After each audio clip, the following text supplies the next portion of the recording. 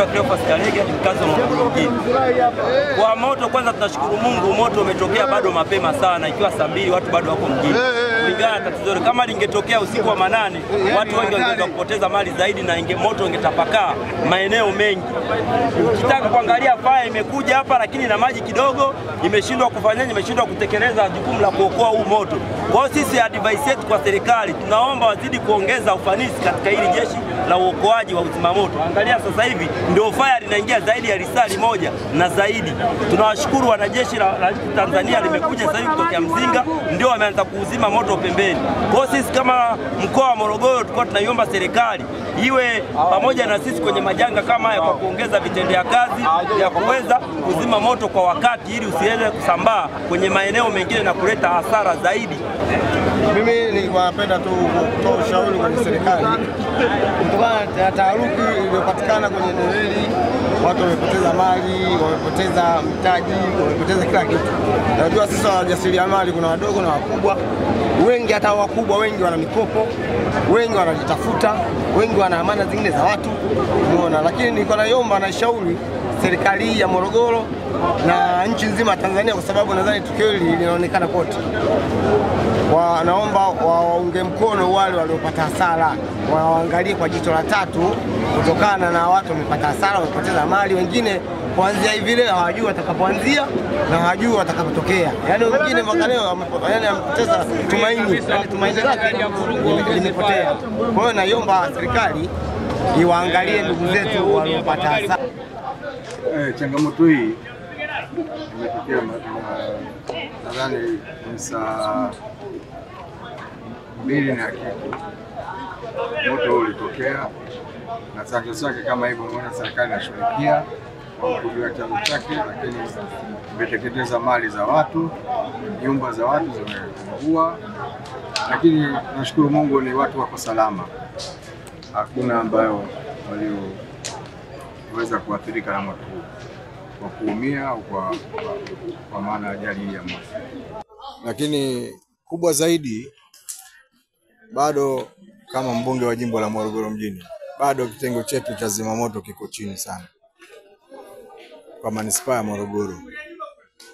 Sielewi tatizo ni nini, kwa sababu huu moto umetokea wako jirani na kituo cha fire, lakini fire imeshindwa kuzima moto. Kwa hiyo hilo nalo tulifikisha serikalini walifanyie kazi, na naamini viongozi wa serikali wamekuja wameshaona hilo jambo.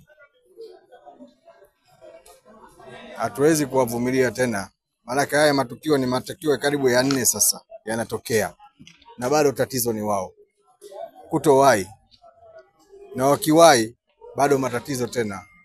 Maji hakuna, kitu gani hakuna, ndio hivyo. Na sisi wananchi wanazidi kuumia kwenye masuala kama haya. Lakini pia tulifikisha kuna kuhusika ili kitengo hiki cha Morogoro kiweze kurekebishwa na kuwa imara. Hapa manispaa bado tuna changamoto hasa za vyombo hasa vya moto hivi. Vifaa vya moto kwa maana ya magari. Lakini magari yaliokuwepo, kama mbunge wa jimbo Morogoro nilikuwa naendelea kujitolea kuyarekebisha, kuwa katika hali nzuri, kuwa tayari kwa matatizo yote yanayotokea. Lakini bado nashangaa huduma hii bado inakuwa iko chini sana kupata wananchi katika manispaa ya Morogoro.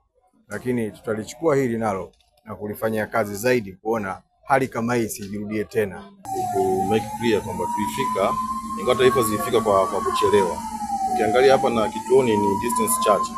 Ya taarifa mpaka moto unawaka, ambako mpaka tupigia simu kwa moto umeshakuwa mkubwa. Kwa hiyo tulifika, gari iko na maji. Baada ya kumaliza kufight kwa trip ya kwanza, tukaenda kuongeza maji kwa trip nyingine.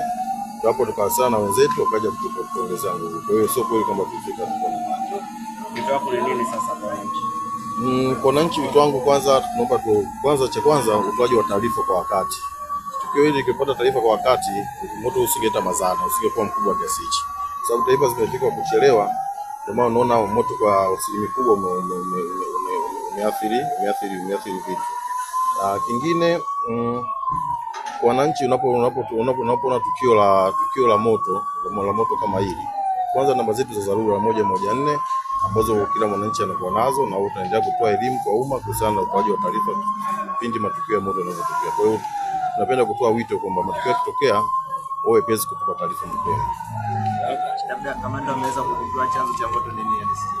Kwa sababu mpaka sasa hivi tupo kwenye scene ya tukio, chanzo cha moto bado hatujafahamika ni nini. Ila baada ya tukio nadhani kesho tutakuta tutacompile taarifa tutoa taarifa rasmi kwamba chanzo kilikuwa ni nini. Mpaka sasa hivi ni mapema kusema chanzo cha moto ni nini.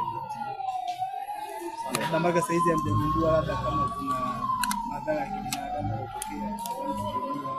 Mpaka sasa hivi madhara ya kwa sababu hakuna vifo ambavyo vimetokea.